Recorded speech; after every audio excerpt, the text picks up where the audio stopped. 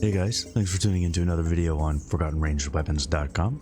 I'm Bigbobbedboi, and welcome to a hunter's guide to Phase 1 BIS. You know what kind of shit goes down here? Tip to butt, covering the gear set we want in Phase 1. No long intro here, those are dumb. First, we're going to talk about Beast Lord. Obviously, we want Beast Lord. You already know this. I know this. Even David K knows this. I know it. So let's cover the pieces and how we want to deck them out. The helm. We're going to want our CE revered enchant glyph of ferocity. It's AP and hit. Very nice. For our metagem, we want a relentless Earthstorm Wait, what the is that even in? Oh well, shit. It is in, okay. But damn, it is Consortium Exalted. You might have some trouble getting this now, but it is what we want eventually. And then a delicate ruby to top off the helm. The shoulders. You'll want your Aldor or Scryer Exalted shoulder enchant, or Might of the Scourge if you have one of those. Now, for the gems, well, if we've got that Relentless Earthstorm Diamond, it needs 2 of each type of gem to be active. So we may as well grab some socket bonuses where we can, even if most of them are virtually as worthless as my dick during the pandemic. I'd say this especially for pieces of gear we won't be swapping around. You don't want to swap something out for some fights and lose your metagem. So I would throw in a delicate for the red slot, then in the yellow and orange one, either deadly or maybe glinting fire opal, unstable citrine, glinting noble topaz. These are the ones that we're going to want to use for those slots.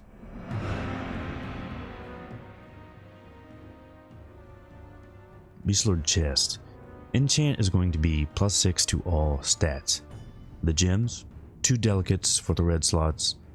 Now for the blue slot, we do want to fill blue. We need it for the meta, and this socket bonus is not bad. Problem is, blue gems are shit, so we'll use a purple to mitigate that. Shifting Tanzanite is the best option, that's a heroic gem. Or Shifting Night's Eye is just a regular JC one, it'll also be just fine. Beast Lord gloves. Enchant is going to be 15 agility, 1 delicate gem, and then I would throw in another one of the shifting gems for our meta. Those epic gems from heroics are unique though, so keep that in mind. Beast Lord pants. Nether Cobra. Alright, that one's pretty simple. So at this point you're probably thinking, Bigbobbedboi, what the fuck is wrong with you? We only need 4 pieces of Beast Lord. And that is correct, however, which piece we drop is not necessarily that easy. A lot of people will say to drop the pants, which is a great thing to say in other contexts, but here it means using Scaled Greaves of the Marksman, or Skulkers. And yeah, they're really good pants. Throw 3 edgy gems in there, and that is some dope shit. Problem is, marksmen are from Kazakh, so yeah, good luck with that. The second best option is going to be those Skulkers, and they're from Nether Spite. These are also really, really good. You lose some agi for hit, which isn't great, but they're still really good. And this is sort of the mainstream way of doing things, but what about those goddamn PvP gloves? They were good in Classic, and the TBC ones are even better. So wouldn't that be the best option? We use multi-shot a ton now. Alright, this was a bit more involved than I expected, but let me share with you what I came up with. Punching in an almost Phase 1 BIS into the sim, I got 2339 DPS. Now if I swap the pants back to Beast Lord and use PvP gloves, it goes down to 2311. But that can't be right. If I swap the Beast Lord, it goes to 2316. The sim does estimate around 8% of your damage coming from multi-shot. I checked some logs for different bosses and people were getting slightly lower than that in reality. I don't think the sim is counting the 5% bonus from the gloves. It's the only thing that makes sense here. So we have to gross math this out. Let's say 7% of your damage is coming from multi-shot. 2311 from the sim with his gear, 7% of that, our multi-shots, is about 162 DPS. 5% bonus to that is 8 DPS. 0.0034% increase. That is kind of shit. I won't lie, I expected a lot more damage from that 5% bonus considering how much we use multi-shot. Maybe the sim did calculate that damage bonus right. Anyway, that means assuming all the numbers we've got here are right, unless we're hitting 3 targets with every multi-shot, it actually looks like the gloves aren't worth it. Which leaves us with 4 pieces of Beast Lord. The helm, the shoulders, the chest piece, and the gloves. With Skulker, or if you can swing it, Marksman's legs. Alright, finally, the non-Beast Lord pieces. Bracers, we're going to want the 24 AP enchant on these. For witch bracers, it's actually really close. Nightfall are probably your best option, although they drop from Epoch Hunter Heroic. And Old Hillsbred, that sucks. Damn.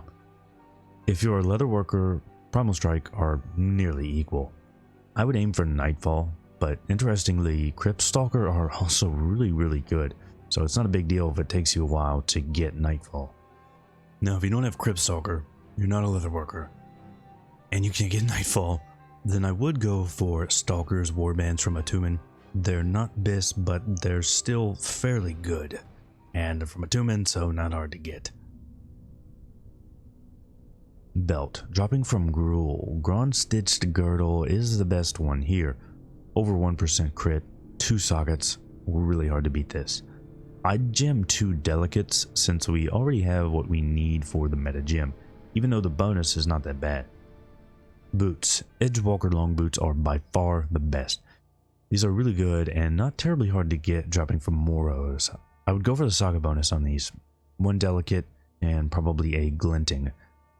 You'll most likely want to hit here specifically because you're probably coming from fell leather boots. Cape. Thankfully, Cape is easy as shit. It's the same as pre-raid BIS, Vengeance Wrap.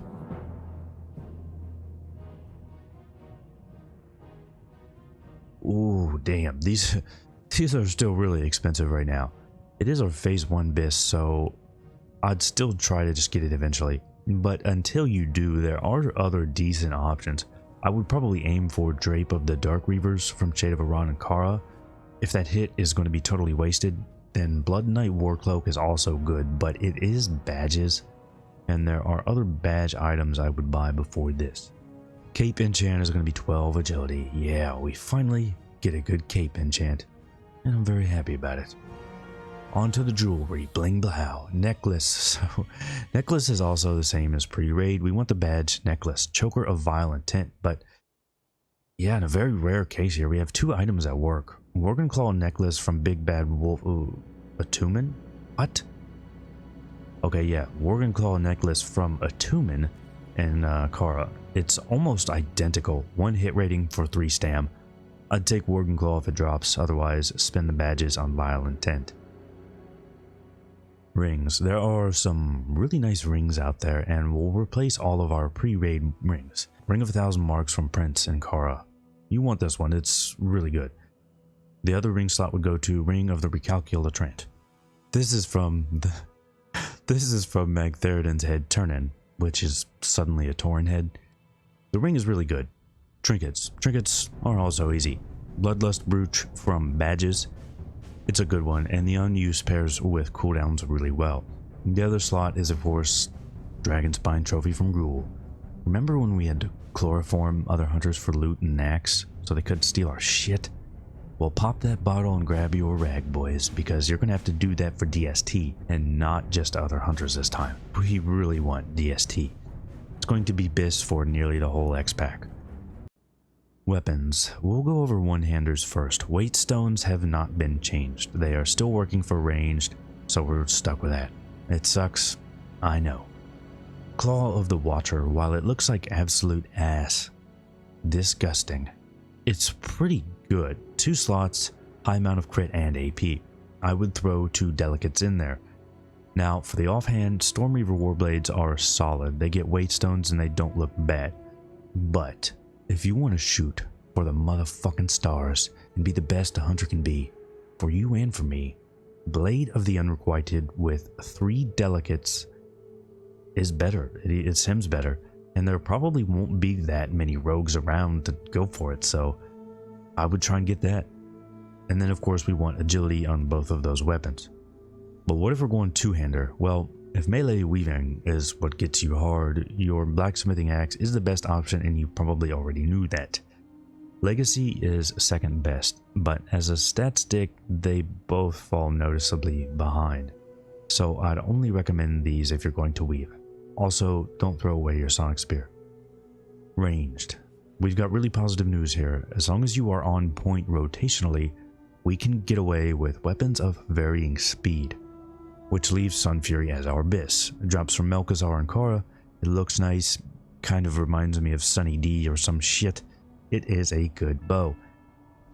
But I would go with the crit scope over the damage scope. Now, BBLR does exist, and it's better than the pre-raid options, but it's not as good as Sun Fury, and infinitely harder to get, to the point that I just wouldn't worry about it at all.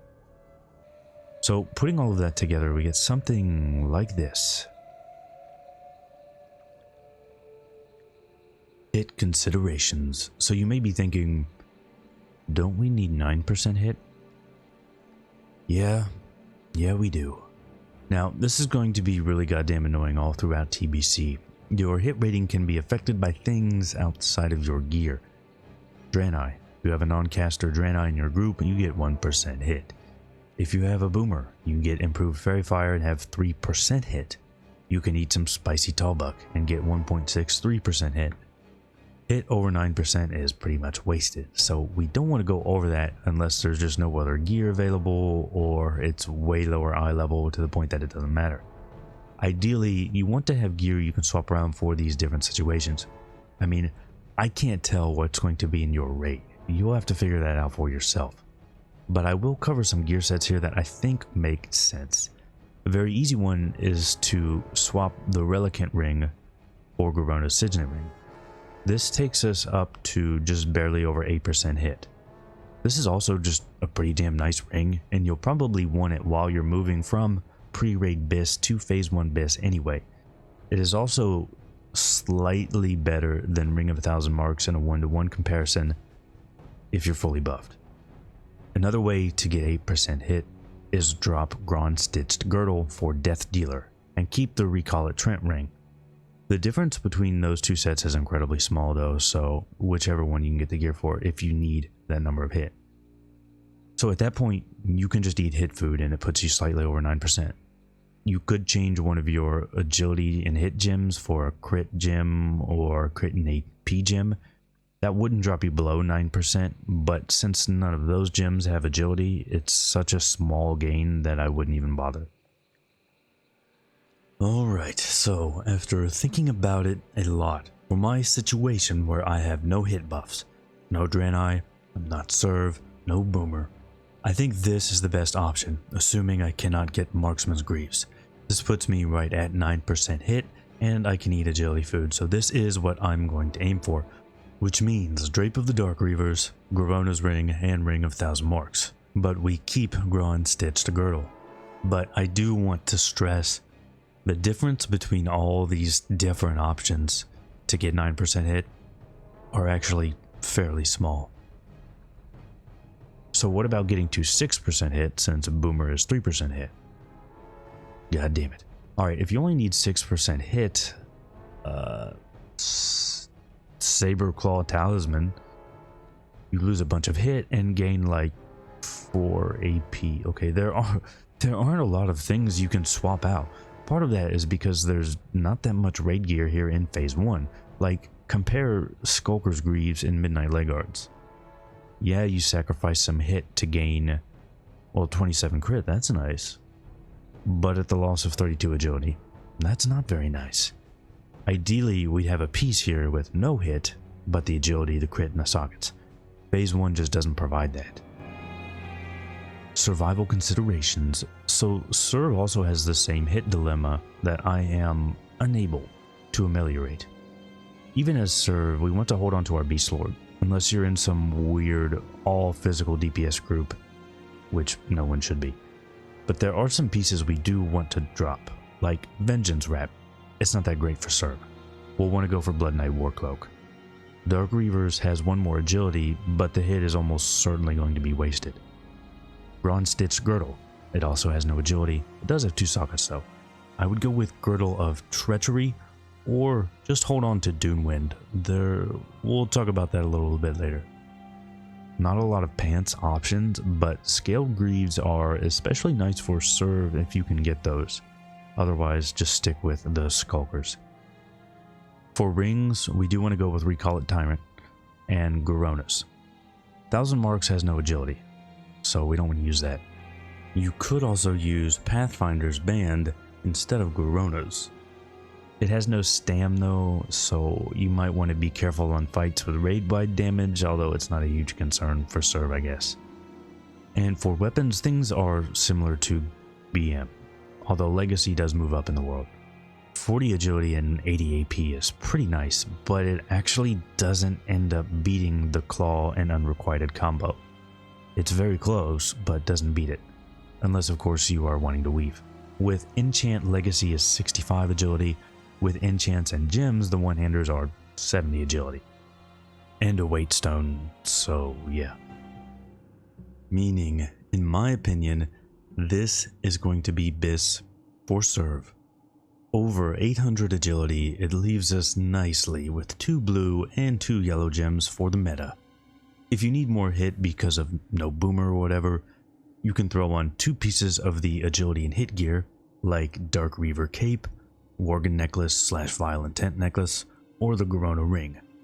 You will also have the option of just using one of those pieces and hit food instead of agility food. The differences are pretty minuscule. Now, the most important part about this set though is we retain our dignity, which is the last thing I want to mention and why I said, in my opinion, this is going to be BIS for serve. Because you can keep going with this. Whether you should or not is another story. Like Stellaris. This is more agility for exposed weakness, but it's a personal DPS loss. How much personal DPS is worth giving up for a bigger exposed weakness? I can't tell you. It will depend on how much physical DPS your raid has. The more physical DPS you have, the more you will get out of exposed weakness. Meaning, the more you can potentially sacrifice your own DPS. Some people like the idea of setting up like a 10-man set of gear and then a 25-man set of gear, where the 25-man one, you mostly sacrifice your DPS for agility, and then in the 10-man one, you don't sacrifice that much of your DPS. And the last thing, what if we don't Beast Lord and we wear our incredible looking Demon Stalker? It's bad. It's bad. Even outside of our Beast Lord set bonus being great, our tier 4 set just isn't that good. Look at the set bonus. Look at these shoulders. Shit. It's been a long time since I've done a phase BIS video. Even my pre-raid BIS video was done a long time ago now. Forgot how much goddamn work it took. Especially this one now that TBC is finally out and we know what is in the game and what isn't. Hope you liked it. Anyway, outro. If you enjoyed the video, hit that sub button, bell, like button, I don't want fist weapons button, share button, all that other shit. I appreciate each and every one I get. This channel even has memberships now. You can check them out by clicking the join button right by the sub button. It is absolutely the best way to support the channel because ad revenue is... and you'll get some really cool emotes. Plus it's way better and cheaper than a Twitch sub. I stream right here on YouTube at least once a week, mostly. I hope you'll join me. But that is going to be all for this one. I really appreciate you all watching and I will see you all for the next one.